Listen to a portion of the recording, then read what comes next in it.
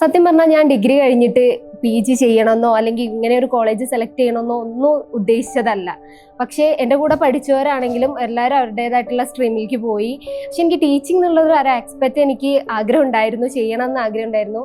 ഇവിടെ എത്തിയപ്പോഴും PG ആയതുകൊണ്ട് അധികം കുട്ടികളോ ആരും ഒന്നുമില്ല. നമുക്ക് പരിചയമുള്ള കുറച്ച് പേരേ ഉള്ളൂ. പിന്നെ വരുന്ന ടീച്ചേഴ്സ് ആണെങ്കിലും ഡിഗ്രീനെ സംബന്ധിച്ച് PGയിലാവുമ്പോൾ എല്ലാ ടീച്ചേഴ്സും ഭയങ്കര കണക്റ്റഡ് ആയിരുന്നു ഞങ്ങൾക്ക്.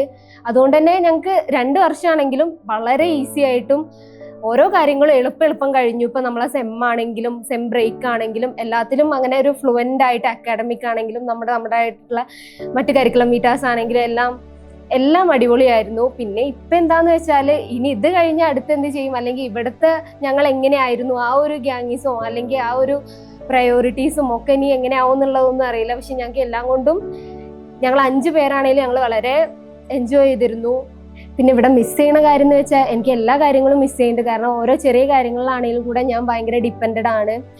നമ്മൾ എന്ത് കാര്യത്തിനും നമുക്ക് എല്ലാവരും ഉണ്ടാവുമ്പോഴും പിന്നെ ഇപ്പോഴല്ല മനസ്സിലാവുക. നമ്മൾ ഇവിടെ നിന്ന് ഇറങ്ങി കഴിഞ്ഞാലാണ് നമ്മൾ എന്തൊക്കെ റിഗ്രറ്റ് ചെയ്തു, അല്ലെങ്കിൽ നമ്മൾ എത്രത്തോളം ഇവിടെ എൻജോയ് ആയിരുന്നു, അല്ലെങ്കിൽ നമ്മൾ എങ്ങനെ ആയിരിക്കണം എന്നുള്ളതൊക്കെ എല്ലാ കാര്യത്തിലും നമുക്കൊരു മിസ്സിങ് ഫീൽ ചെയ്യുന്നുണ്ട്.